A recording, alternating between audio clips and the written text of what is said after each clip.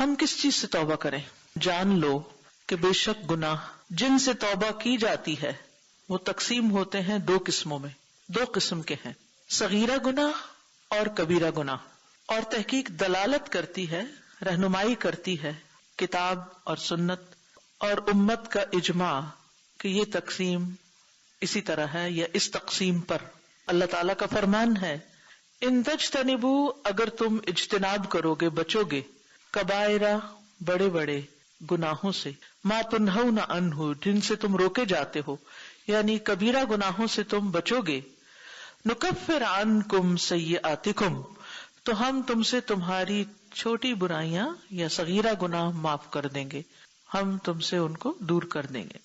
اور اللہ تعالیٰ کا فرمان ہے الذین یجتنبون کبائر الاثم، وہ لوگ جو اجتناب کرتے ہیں بڑے گناہوں سے، والفواحش اور بے حیائی کے کاموں سے، الا اللمم مگر صغیرہ گناہ. اور لمم کبائر کے علاوہ جو گناہ ہوتے ہیں ان کو کہا جاتا ہے، یعنی چھوٹے چھوٹے گناہ.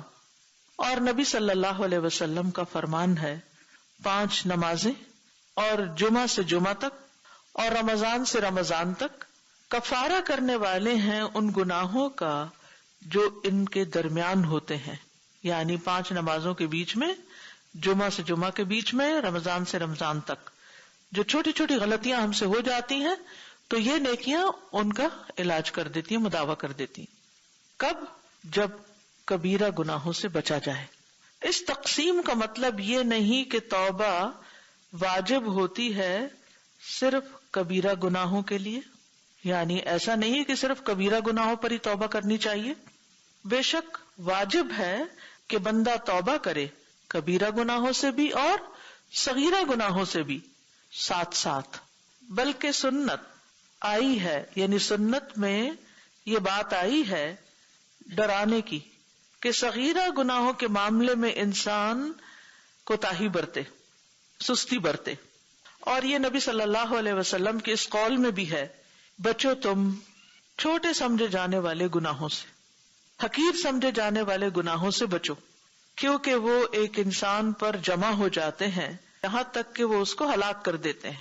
چھوٹے چھوٹے گناہ اکٹھے ہو کر ایک انسان کو ڈبو دیتے ہیں، ہلاک کر دیتے ہیں. اس شخص کی طرح بیابان میں تھا، جنگل میں تھا، صحرا میں تھا، تو لوگوں کے کھانا پکانے کا وقت آ گیا تو ایک شخص گیا اور لکڑی لے کر آیا اور دوسرا شخص بھی گیا اور لکڑی لے آیا، یعنی لوگ اکٹھے تھے، کھانا پکانے کا وقت آ گیا، کوئی پراپر ارینجمنٹ نہیں تھی. تو اب کیا ہوا، مختلف لوگ دور دراز گئے لکڑی ڈھونڈنے، کوئی ایک لکڑی لایا، کوئی دوسری لایا، کوئی تیسری، اور چھوٹا چھوٹا ایندھن اکٹھا کرتے کرتے ڈھیر لگ گیا، یہاں تک کہ انہوں نے ایک ڈھیر لگا دیا. تو انہوں نے آگ بھڑکائی اور انہوں نے پکا لیا جو کچھ بھی اس میں ڈالا، جو اس میں آگ میں رکھا وہ سب پک گیا، سارا کھانا تیار ہو گیا. لیکن اتنے سارے لوگوں کا ڈھیر کھانا وہ کیسے پک گیا؟ چھوٹے چھوٹے تنکے اور چھوٹی چھوٹی لکڑیاں جمع کر کے ہر ایک کی چھوٹی چھوٹی کوشش مل کے ایک بہت بڑی کوشش بن گئی. اور یہ صرف گناہوں کے معاملے میں نہیں بلکہ ہر معاملے میں ہوتا ہے کہ کسی بھی بڑے کام کے پیچھے بہت سارے لوگوں کی چھوٹی چھوٹی چھوٹی چھوٹی کوششیں شامل ہوتی ہیں.